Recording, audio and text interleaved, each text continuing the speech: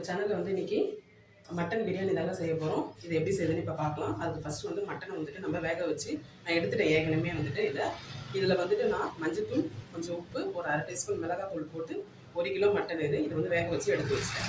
First நம்ம இதை வேக வச்சு எடுத்து வச்சிட்டோம்னா நம்மளுக்கு பிரியாணி செய்யறதுக்கு ஈஸியாக இருக்கும். அதனால் இதை வேக வச்சு எடுத்துட்டேன். 3/4 கிலோ அரிசி, 1 கிலோ வந்துட்டு கறி சேர்த்துருக்கேன். இப்போ நம்ம செய்ய ஆரம்பிக்கலாம். இப்போ வந்து பிரியாணி செய்ய ஆரம்பிச்சிடலாம். நான் வந்து தம் பிரியாணி தான் செய்ய போகிறேன். இந்த மாதிரி உங்களுக்கு எந்த அளவு பிரியாணி செய்கிற பார்க்குறாங்களோ அதை எடுத்துக்கோங்க. நான் இதில் செய்கிறேன். இப்போ தேவையான அளவு எண்ணெய் சேர்த்துக்கலாம்.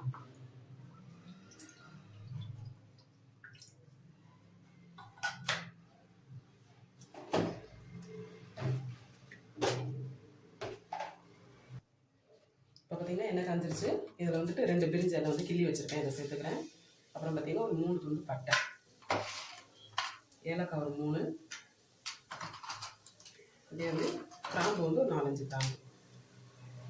இது மட்டும் தான் சேர்க்க போகிறேன். வேறு எதுவும் ஸ்பைஸஸ் சேர்க்க போகிறதில்ல. இதுவே போதும் நம்ம பிரியாணி செய்ய. இது நல்லா பொரியட்டும்.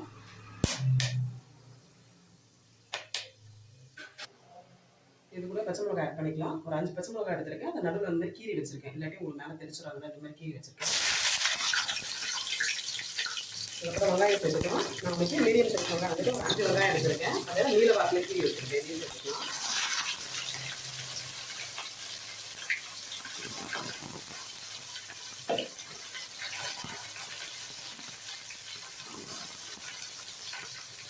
வெங்காயம் வந்துட்டு நல்லா வதங்கணும். உங்களுக்கு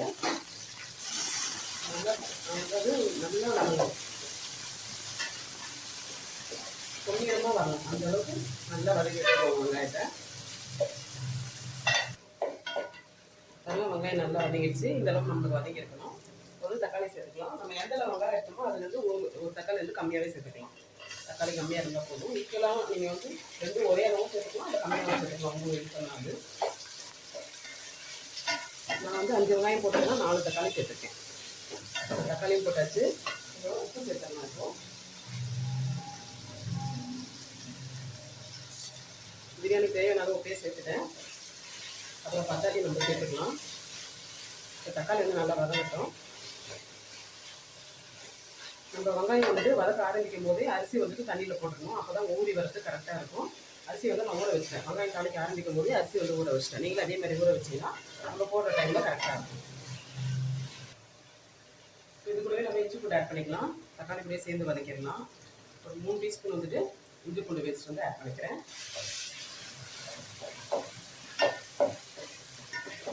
தக்காளி இதையும் நல்லா ஒன்றா வதக்கிடலாம். எல்லாம் நல்லா வதக்கிடுச்சு.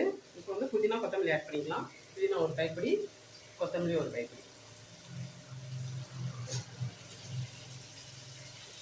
வதக்கிட்டு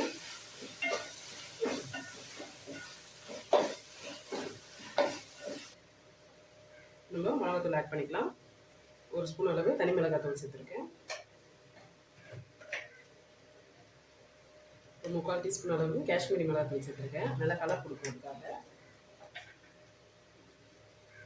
இது ரெண்டுத்தையும் நல்லா வதக்கிக்கலாம். நம்ம மஞ்சத்தூள்லாம் கறியிலே வேக வச்சு எடுத்துருக்கோம். நம்ம மஞ்சத்தூள் இதில் ஆட் பண்ணுறேன். நான் கறியில் உங்களுக்கு வந்து வேக வைக்கும் போது மிளகாத்தூள் வேணும்னா நீங்கள் ஆட் பண்ணிக்கோங்க. இல்லாட்டி வெறும் மஞ்சத்தூள் உப்பு மட்டும் போட்டு கறியை வந்து நீங்கள் வேக வச்சு எடுத்துக்கலாம். நான் கறியில் வந்துட்டு உங்களுக்கு அந்த காரம் உப்பெல்லாம் சேருன்றதுக்காக ஒரு அரை டீஸ்பூன் அளவு அதிலே மிளகாத்தூள் போட்டு வேக வச்சு எடுத்து வச்சுருக்கேன்.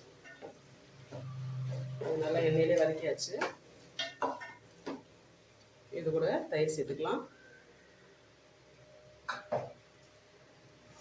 தயிர் சேர்த்து ஒரு வாட்டி கலந்துட்டு எலுமிச்சப்பழம் வந்துட்டு ஒரு எலுமிச்சப்பழம் வந்து ஜூஸ் எடுத்து வச்சுருக்கேன். அதையும் ஆட் பண்ணிக்கலாம். இதை நல்லா கலந்து விட்டுருங்க. இதெல்லாம் நல்லா வதக்கிட்டு இப்போ கறி ஆட் பண்ணிக்கலாம்.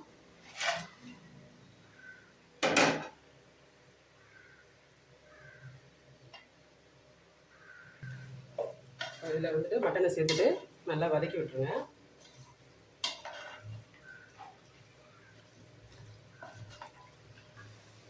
வந்து மட்டனை நல்லா கலந்தாச்சு. இப்போ தண்ணி ஆட் பண்ணிக்கலாம். 1 டம்ளர் அரிசிக்கு வந்துட்டு 1 டம்ளர் தண்ணி தான் கணக்கு. வந்து மட்டன் வேக வச்ச தண்ணியை வந்துட்டு ஆட் பண்ணிக்கிறேன். நான் அளந்து வச்சுருக்கேன். மட்டன் வேக வைக்கிறோம் இல்லையா, அந்த தண்ணி ஆட் பண்ணிக்கோங்க. ரொம்ப டேஸ்ட்டாக இருக்கும். அதை சரி சேர்த்தா தான் நீங்கள் அந்த தண்ணி பத்தலைன்னா கூட கொஞ்சம் நார்மல் தண்ணி வந்து ஆட் பண்ணிக்கலாம். மட்டன் வேக வச்ச தண்ணி ஆட் பண்ணால் தான் உங்களுக்கு நல்ல டேஸ்ட்டாக இருக்கும். அந்த தண்ணி கூட அது பத்தலை, நான் இன்னும் பச்சை தண்ணி வந்து கூட ஆட் பண்ணி தான் அதில் சேர்த்துருக்கேன். இப்போ வந்துட்டு உப்பு காரம்லாம் செக் பண்ணிக்கோங்க. பாருங்க தண்ணி நல்லா கொதிக்குது. நம்ம அரிசி வந்து ஆட் பண்ணிக்கலாம். தண்ணி நல்லா வடிச்சிட்டு வச்சுருக்கேன், இப்போ சேர்த்துக்கலாம்.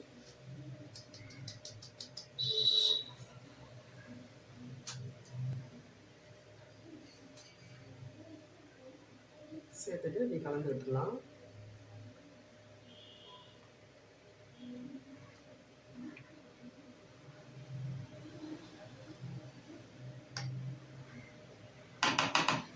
இது அப்படியே கொஞ்சம் கொதிக்கட்டும். கொதிச்சு நம்மளுக்கு சாதம் வந்து மேலே எழுந்து வரும். அந்த டைம் வந்து தம் போடணும். அது வரைக்கும் இருக்கட்டும். மூடி வச்சிடலாம்.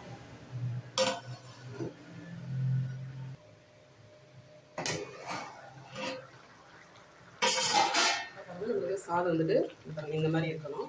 மேலே வந்துட்டு பாருங்க தண்ணியெல்லாம் ஒடிச்சிட்டு இந்த டைமில் வந்து நம்ம தம் போட்டுக்கலாம்.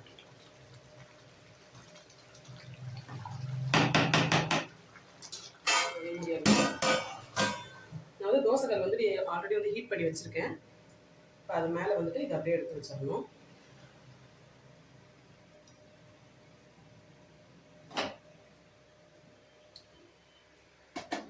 இந்த மாதிரி தோசைக்கல் வந்துட்டு நல்லா சூட் பண்ணிவிட்டு அது மேலே இதை எடுத்து வச்சுட்டு நம்ம வந்து ஸ்டவ் வந்து சிம்மில் வச்சிடணும்.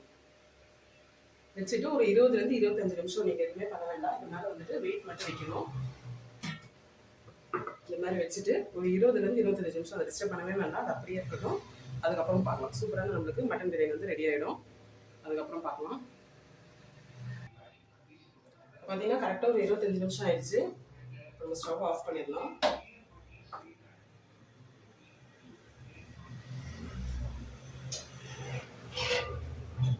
சூப்பராக வந்துருக்கு பாருங்க.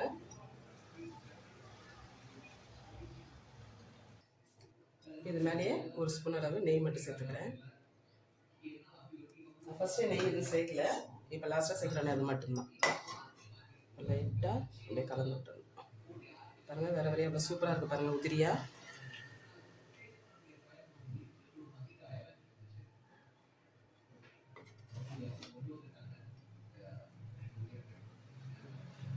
எவ்வளோ உதிரியாக இருக்குது பாருங்கள். இதே மாதிரி மெத்தடில் செஞ்சிங்கன்னா உங்களுக்கு சூப்பராக இருக்கும் மட்டன் பிரியாணி. இதோட நீங்கள் இதுவே வந்துட்டு விறகடுப்பில் செஞ்சிங்கன்னா இன்னும் நல்லா டேஸ்ட்டாக இருக்கும். இது இன்னொரு வீடியோ நான் போடுறேன். இதை பாருங்கள் மட்டன்லாம் நல்லா வெந்திருக்கு பாருங்கள். இதே மாதிரி ட்ரை பண்ணி பாருங்கள். இந்த வீடியோ பிடிச்சிருந்தா லைக் பண்ணுங்கள், ஷேர் பண்ணுங்கள். மறக்காமல் தஞ்சை கிச்சன் கலாட்டாவுக்கு சப்ஸ்கிரைப் பண்ணாதவங்க சப்ஸ்கிரைப் பண்ணுங்கள். தேங்க்யூ.